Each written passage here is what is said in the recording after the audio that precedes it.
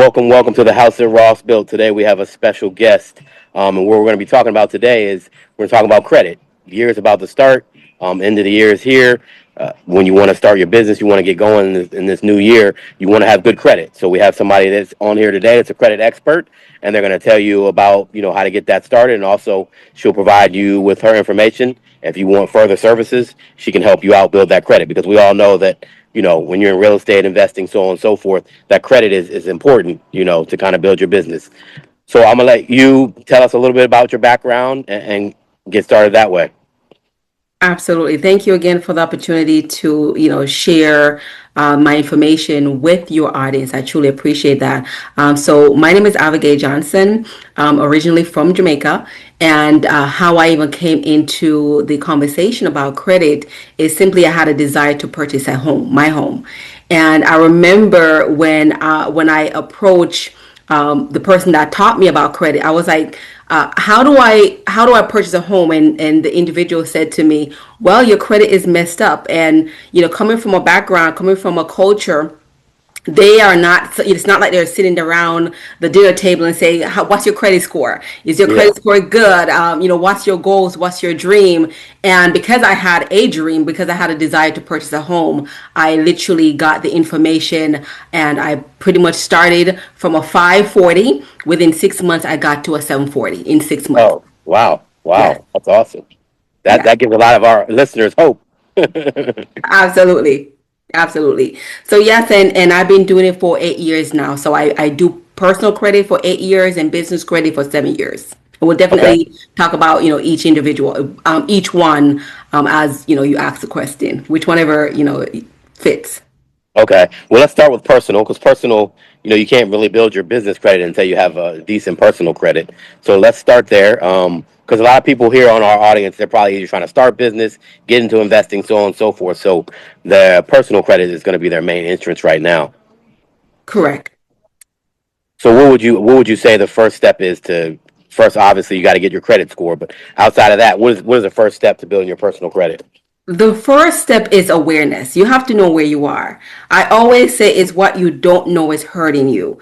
And Mm, if you don't know, okay, TransUnion, Experience, Equifax, like who is reporting these negative items on your credit profile? So first thing is to pull your credit from, you can get a free version from free annual report, or you can actually pay for a subscription for, all these other credit monitoring system to see exactly what is on your credit. So the first thing, Aziz, for the audience, is to pull your credit to see where you are in your on your credit journey. yeah, and that's important because when you look at your credit report, you're going to see some things have more weight than others, and Correct. that's with a good credit report. They're going to show you the little graph that's saying, hey, you're here as far as credit usage, late payments, so on and so forth. So as Avagay said, it's very important to make sure that you have that. So then, all right, they got their credit. What's the next step? They got their credit score. So what's their next step? The next step now is to actually identify what is reporting negatively. What is reporting late payment? How long was late payment? Is it a 30 day? Is it 90 day? It's just identifying. Now you see your credit profile. Now you need to identify the negative item that's affecting the credit score. That's the next step. Identifying what is that is causing the credit score to be at a stagnated or it's dropping the score. Okay. And so what if somebody has multiple issues on their credit score that's bringing it down? How do you have them tackle? Do they tackle one at a time? Do they try to tackle all of them at a time? What's your suggestion? All of them at one time, because if they have late payments, you can go ahead and tackle the late payment. Well, the first thing, let me bring it back. We need to update any outstanding. If you have, if, for example, someone, once you look at your credit profile, you see maybe somebody name is spelled misspelled, or if they were married, they're remarried. We need to look at the personal information and update that first. Personal information, the name is spelled properly. Make sure that their address is current. Make sure that the employer that is that their employee Now make sure that is updated. So personal information need to be updated first. Make sure everything is across the board the same. Because when you start getting into removing things, they want to know, okay, you were living here, so you want to eliminate them, attaching you to all those negative items. Okay, that's a good first step. So hope everybody's taking notes. All Yes. right, so now they identified it. They know what their issues are. Obviously, they want to, as far as late pays, because if it's credit usage, they can pay it down. That's easy, right? But as far as Correct. late pays, what do you suggest they do if they have a lot of late pays on their account? Well, basically, so there's two factor here. If they still have the account is still active. It's basically writing a forgiveness letter to the actual creditor that there are, that the account is active with, and ask them like, listen, life happened. Can you forgive, this mishap? And they will, remove it because life happened to everybody. So that's the first step. If they still have an account active with the original creditor, definitely write a forgiveness letter asking them, explaining exactly what's happening, and they will remove that. If it's a case where the account is no longer, it's now moved from the original creditor to the debt collector, now you write a letter to the credit bureau based off which one is reporting to it, and again, a forgiveness letter. This is what happened, so on and so forth. Go ahead and remove it. So again, two factor, to the original creditor and also to the credit bureau as well. Okay, okay, and usually, in your experience, when you write that letter, what's the percentage rate that they actually will forgive it? I always say, Aziz, it's all about persistent. Sometime when you write a letter, first round, it takes 30 days to send out the letter, based off who it is that seeing the letter. They might listen, they probably have a bad day, unfortunately, and they toss away that letter. So it's all about consistency. So I always say 30 to 90 days. I had a client recently before she came on board with us. She's like, I did it one time. Okay, what happened? I don't know. Well, you have to be consistent with the fact that, okay, you did it one time, they didn't respond. You did it two times, they probably say, oh, it's yours. So you have to be very consistent. Don't ease up, because you and I know with credit, you're able to do so much things. So if credit is going to get you to what you need, you cannot give up. So it's all about being persistent and keep going. So three to 6 months is ideal. Yeah, and that's a good time frame. And like you said, a lot of people will start and give up, but and it may not be an issue. Like I tell people all the time, you may not use credit for the rest of your life, right? You may not borrow for the rest of your life, Correct. but to get to where you need to get, like you just said, you're going to have to establish some things, some good credit, so you can get your feet off the ground, borrow some money, so on and so forth. Especially if you're talking about starting a business, or if you want to buy a home, cars or whatever. It's Correct. important to get that going good, and then eventually, you may not need it, but you still should have the good credit, because a lot of times it still gives you better deals, even if you're paying cash. Um, Correct. you still get a better deal. Correct. On the letter, so is there a specific format that they should follow for the letter?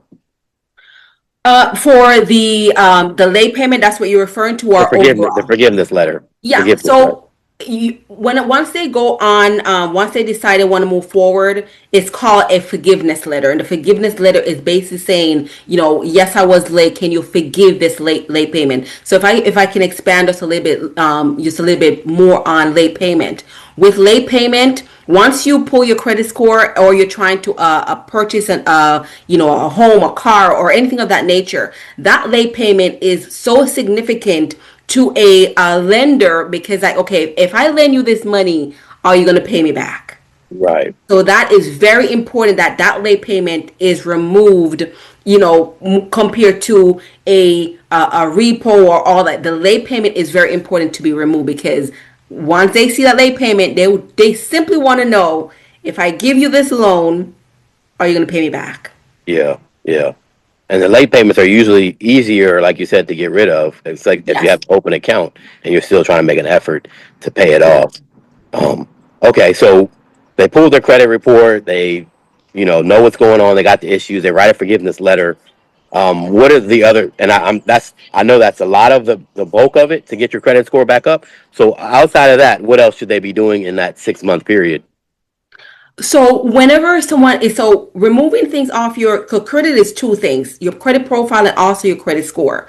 So if, for example, somebody credit score is messed up and they don't have their credit score is like in a 400, I highly recommend for them to get a five active account. What does five active account look like?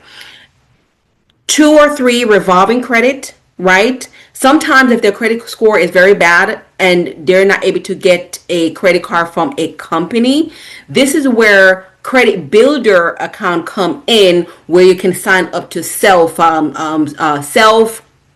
Kovo. I'm just giving some names here. Ava. These are companies that is designed to actually help an individual to get their credit score up for a small subscription. So five active account, two or three revolving, two or three install. So five active account, so the credit score can start improving. Right. Okay. Well, that's pretty much it as far as what they should do, right? To get it, that pretty much will get them to where they need to get. At least, raise it up 100 points or so. Correct. Correct. I had a client this past January, last year January, and he came in. He was at a low 400, and within 3 months he gained 150 points. Why? Because it's all about the activity. Credit is you're using it, paying it, and report. That's pretty much it. Using it, paying it, and report. And if I just want to insert this little credit don't have memory. Once you start doing the right thing back again, it's just going to improve. Absolutely. Yeah. I hear a lot of times people will say, "Oh, my credit is destroyed now. I can't get it back to where it's good. It's the history, so on and so forth." But like you said, it's all about looking at what you got going now. You took care of your things. You got the late payments off. You paid off accounts that you need to pay off, so on and so forth. And I think how far they can go back. I'll let you answer, but they can go back how far? The credit agencies, how far if you have a negative item on your credit report? Well, once you have a negative item on your credit report, basically you're starting right there. So once you pull it, you see it. It could be a year, 2 year, and also if you have something over 7 years, automatically it should fall off. So if Okay. you have something that's on your credit over 7 years, automatically, you can write a letter to the credit bureau just to let them know, like, hold on, based off, the laws, these things should automatically be dissolved. Yeah. Okay. That's what I heard too. The 7 year period. And when you say credit bureau, what I know there's three major ones, but just for the audience that may not know, can you call off the credit bureaus? Yes, absolutely. So TransUnion, Equifax, and Experience. Those are the three personal credit bureau because business they're totally different. It's not the same. Yeah. The business credit is completely different. Yes. Um, Okay. Well, I think that that helps people get going as far as the personal side of it goes. And then once you build that up, then like you said, then as we're going to do now, transition to the business credit because we do have a lot of business owners that are on here are they're getting ready to start a business that will need to know that as well. So let's get into that first. Since you just brought it up, what are the credit bureaus that report for business credit? Absolutely. Dun and Bradstreet is a major one, Experience Business, and Equifax Business. Those are the three major credit bureau for business. Okay. And so people know that you can actually look that up and Google it. But like she said, it's separate. It's completely separate from your personal, right? Although they may look at your personal, but those scores are different. And then one of the most popular scores is the Paydex score. So can Yes. you explain to the audience a little bit what a Paydex score is? A panic score is basically it show you where you are in your business. So business credit is from 0 to 100. Where it's personal is from 350 to 850. Business is from 0 to 100. So once you're at a 885 paydex score, that is a great place to be with your business score. Okay. All right. So as far as establishing the Paydex, because if you don't have a business, it's not established. So somebody that's just getting into business or has been in business for a while and never built their business credit.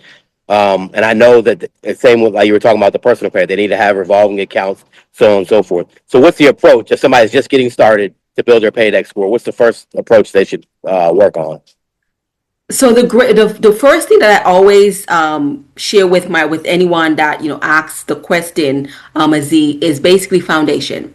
So when you are, it's you're thinking about getting a business and building business credit, make sure your business is established, like we mentioned earlier. Make sure you have your EIN number. You'll be so surprised how many people don't have their EIN number. So make sure you have your EIN number. Make sure you have a business bank account, not your personal. Okay, do not commingle your money that because for tax purpose. Make sure as soon as you have your business register, you have your EIN number. Go straight to the bank and get a business bank account. Then once you do that, then you definitely need to register to get your Dun and Bradstreet number, because without your Dun and Bradstreet number, once you make a purchase, it's like, okay, I've been having my business for 2-3 years. I've never had business because you didn't establish a Dun and Bradstreet number. So make sure you get that established.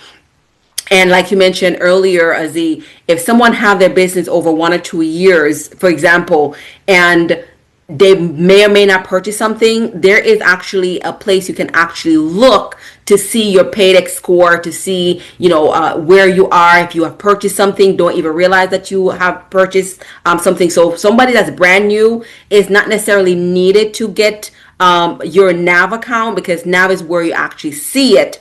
And also NAV actually give you trade lines for your business to start getting the flow, to start getting the trade line report on your business. So if I could iterate it one more time, make sure you're a registered business, you have your EIN number, business bank account, your Dun and Bradstreet number, and basically thereafter is start getting vendors account attached to your business, because they are literally, they're companies that is designed for business, for them to report business credit.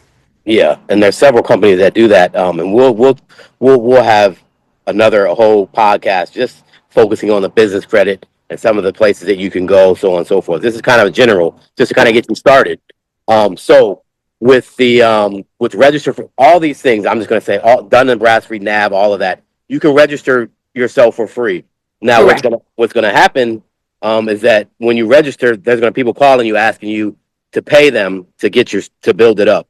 Which, if you have the means, there's no problem with that. But if you don't and you're not willing to pay right now, you can establish that stuff for free for yourself. Correct. That is absolutely true, and it's all about upselling. So whenever the audience, whenever you register your business, just look at what they're saying. They're saying basically, if you pay for this extra feature, you're able to do all these different things. But it is, like you said, it is free to get your Dun& Bradstreet, your experience business, and your Equifax business is totally free to acquire your business. Your business are reporting business credit on there. Yes. Yeah. And the reason why I brought that up, because when I originally was establishing my business credit, I had people call me and tell me, oh, I had to pay somebody to get my Dun and Bradstreet. I had to pay somebody to build it, so on and so forth. So, they have companies out there that sell you that. So even Dun and Bradstreet has a sales platform. So they're going to tell you that. But again, we're trying to let you know that you can do it for free. It's limited what you can do for free, but to get yourself established, shouldn't cost you anything. Correct. Correct. That's absolutely true. All right. So let's get a little more into it. So you got your Dun and Bradstreet registration. You registered for NAV, and you may not have to do that at first, like you said. Let's just give them, when we talk about a vendor or to be having that revolver credit that is established for your business. Let's talk about how that looks.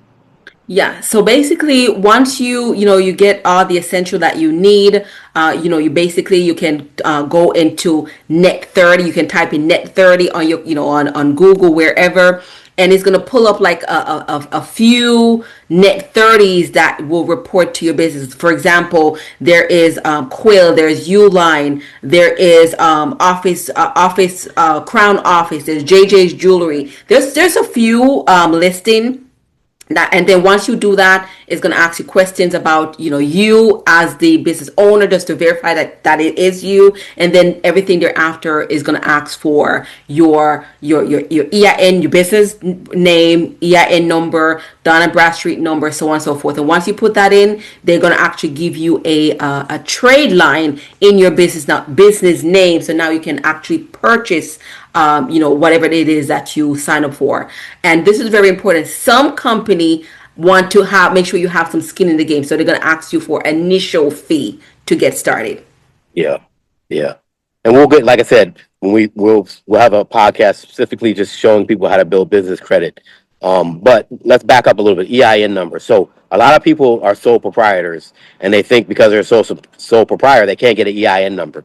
Any business can get an EIN number, right? It's free. You register on irs.gov. Go to get my EIN number, and you can actually instantly they'll give it to you most times with an email, or they'll send you the document. You can also Correct. get a paper document. But so when you're established a business, if you don't have an EIN number, go and get one now. Like today, when you hang up here, just after you see this podcast, go and get your EIN number.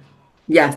And the EIN number, if I can expand this a little bit more, it identify that particular business to the IRS. So whenever you are, filing or, building business credit, it tells whoever it is that's seeing your business, just like a social say, this is who the individual is. That's the same concept with the EIN number, employment identification number. It identifies you as the employee for your business. Yes, so definitely go and get that. And once you get it, you don't have to renew it or anything like that every year. It's Correct. just once you have it, you have it, unless you close the business down. So that's definitely one of the first steps that you guys should go back and do if you haven't already done it. Establish your EIN number. And when in our program, when I teach real estate, I teach people right away: establish an LLC, right, a business bank account, and then EIN number. Because I know, as far as business is concerned, when you want to build your business credit, those are the items that you need to have Correct. to start that process. But also, it also helps you start the process of building your business, right? You got an Correct. EIN number, you're official, you got a bank account, so on and so forth. So like I said, I don't want to get into too many details because we can go on forever and ever about the business credit. But let's give the folks some more tips that aren't familiar with it at all.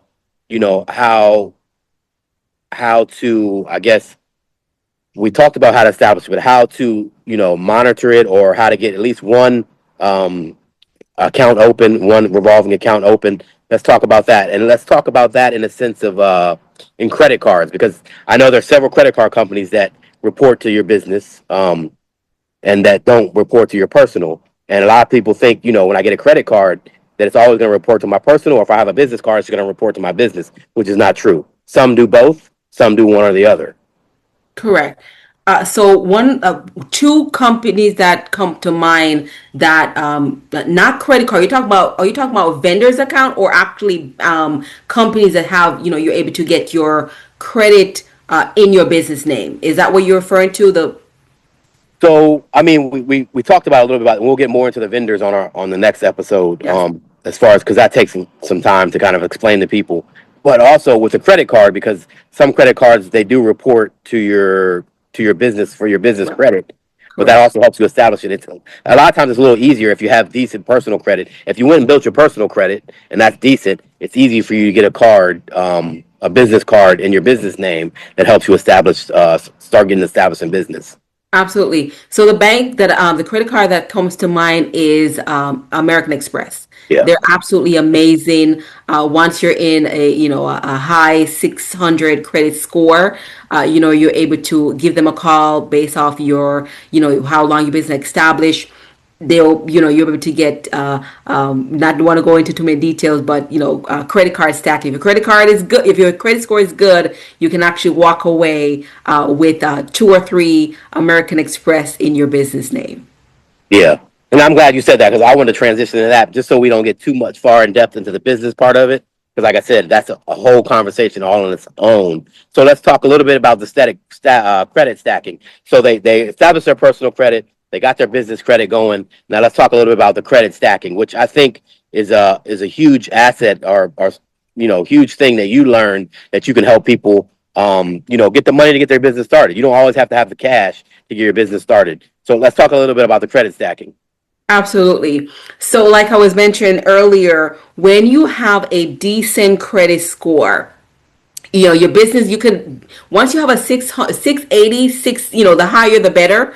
And you just establish your business credit, and I do this all the time with my client.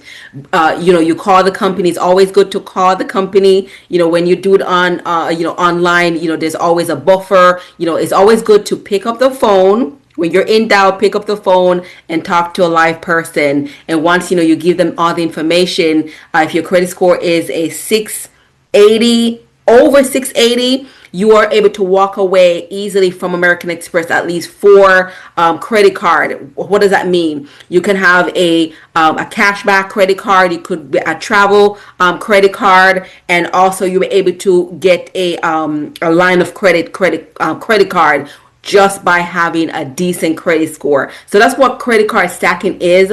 Within the same inquiry, the same call, you're able to get 3 to 4 credit cards in that one call, and that's from one company. Yeah, and so because most people do not understand that, they've never heard that. What terminology, or how, when they make that call, what exactly do they say to the creditor, like American Express? How do they explain to themselves they want to get multiple cards? Absolutely. So when you pick up the phone, you do the information and they say you are approved. Oh, thank you so much. By the way, can I get access to more card? And they will tell you in that same moment, yes, you can get this card. You can get, you can get 2 more card. And also, if you don't have it in your personal, you can actually get it in your personal on that same call. Just by when you get approved. Once they say you're approved, you can say, okay, can I get 1 or 2 more? And they will tell you, yes, it's possible. Just like that. Because you've been approved, Correct. basically. Correct. Yep, yep. Correct. So, and I've known people that do that, and you can get, and I didn't know that when I first started my business. I wish I had, but I didn't.